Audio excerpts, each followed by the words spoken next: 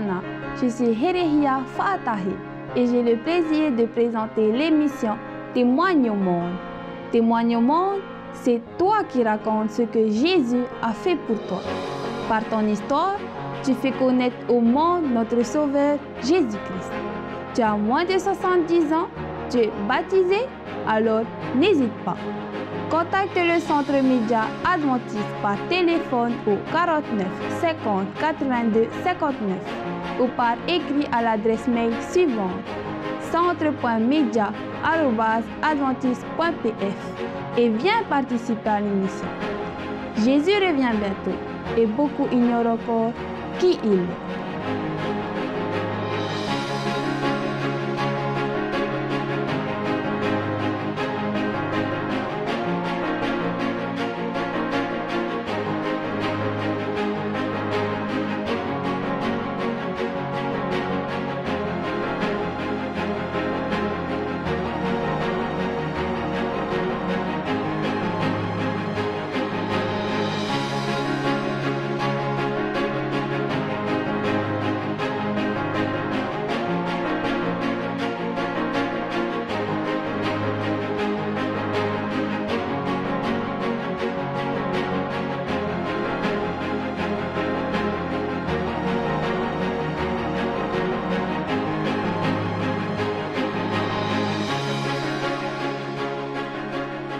Notre invitée du jour, Cindy Thomas.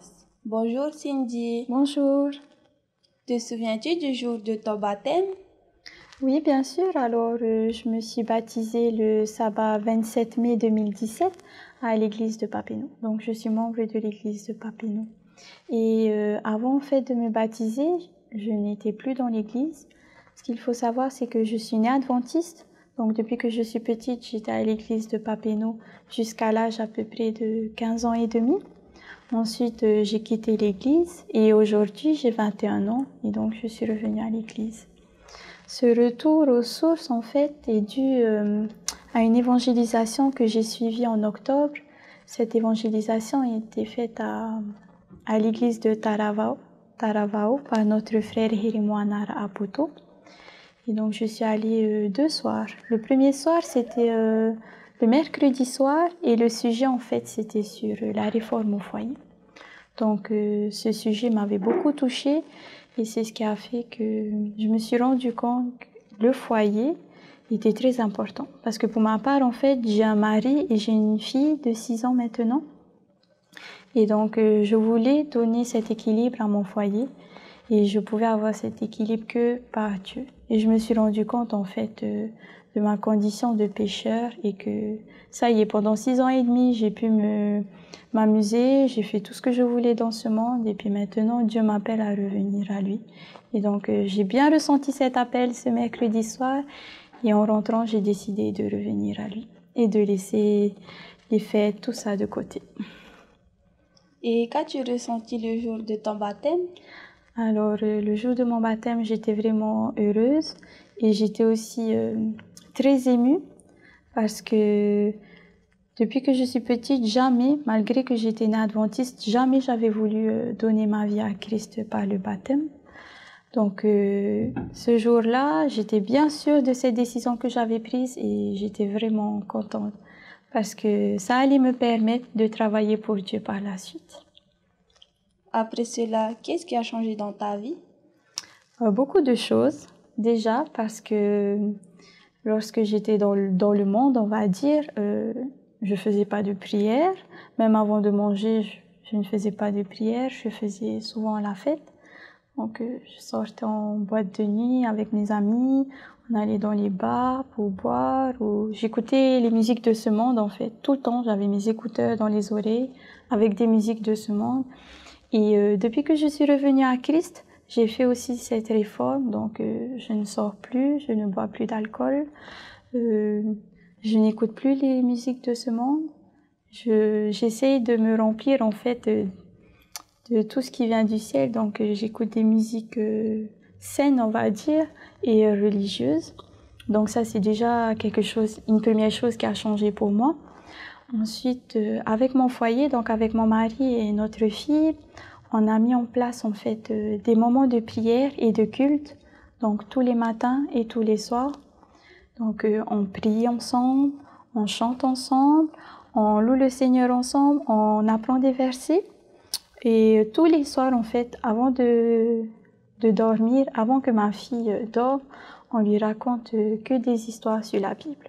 On a annulé aussi la télé parce qu'on s'est rendu compte qu'aujourd'hui, Satan, il essaie vraiment d'accaparer notre attention pour qu'on se détourne en fait de la Bible, pour qu'on se détourne de Dieu. Donc nous, par la grâce de Dieu et par sa puissance, on a essayé d'écarter tout cela de notre vie.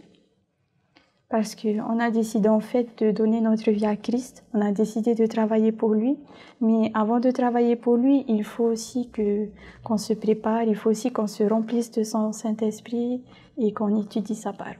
Donc voilà, tout ça c'est des réformes qu'on a fait dans notre vie, c'est tout ce qui a changé chez nous. Et aussi, on va visiter les foyers, donc on va avec eux, on chante, on fait la prière, on leur parle un peu de Dieu et surtout de Jésus, de ce qu'il a fait pour nous. Peux-tu nous raconter un événement marquant suite à une demande que tu as adressée à Dieu? Alors, il y en a eu beaucoup, mais s'il y a un qui m'a vraiment touchée, c'était en décembre. Avec mon mari, nous étions en train de chercher un appartement pour pouvoir vivre que tous les trois, parce qu'avant ça, on vivait chez nos parents. Et justement, on ne voulait pas faire cette recherche seule, donc on a décidé de prier pour que Dieu nous montre quelle maison, en fait, il veut que l'on prenne. Donc pendant un jour, on a visité des appartements et ça ne nous convenait pas et on ne voyait pas de signe justement de la part de Dieu. Donc on s'est dit, bon, c'est pas grave, on va continuer. Et le lendemain, on décide d'aller visiter un appartement et on se rend compte que la personne qui vivait dans cet appartement, c'était une personne qu'on connaissait bien, une amie en fait. Donc on s'est dit, ah, peut-être que là c'est un premier signe parce qu'aussi l'appartement était vraiment bien, il était grand. Pour une famille avec un enfant, c'était vraiment l'idéal. Mais le problème, c'était que il fallait débourser une certaine somme d'argent. Et nous, on n'avait pas toute cette somme d'argent. Donc, on s'est dit, oh non, mais comment on va faire? Donc, on s'est mis à prier encore. Et juste dans l'après-midi, eh bien, on avait exactement la somme d'argent qu'il fallait pour pouvoir payer l'appartement, la caution, tout. Et donc, on s'est dit, bon, ça, c'est vraiment un signe que Dieu veut vraiment qu'on prenne cette maison. Donc, c'est ce qu'on a fait. Et puis, aujourd'hui, on est très heureux dans cet appartement. On essaye d'élever au plus possible le nom de Dieu.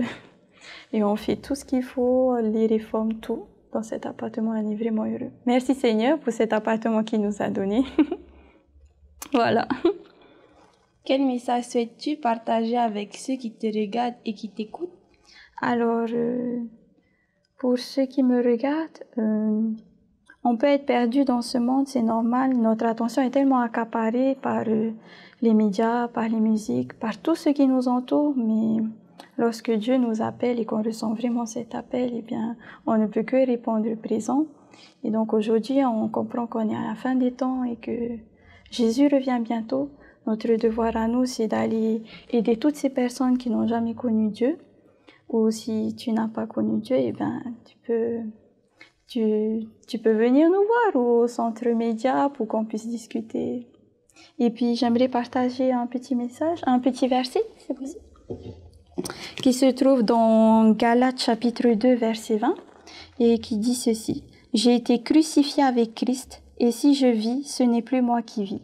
C'est Christ qui vit en moi, et si je vis maintenant dans la chair, je vis dans la foi au Fils de Dieu, qui m'a aimé et qui s'est livré lui-même pour moi. » Alors c'est un verset qui me touche beaucoup parce que à partir du moment où j'ai compris ce que Jésus a fait pour moi, eh bien je ne pouvais que l'aimer un peu plus et encore plus chaque jour et faire sa volonté. Donc maintenant c'est Christ qui vit en moi et il m'aide chaque jour à délaisser un petit peu mes péchés.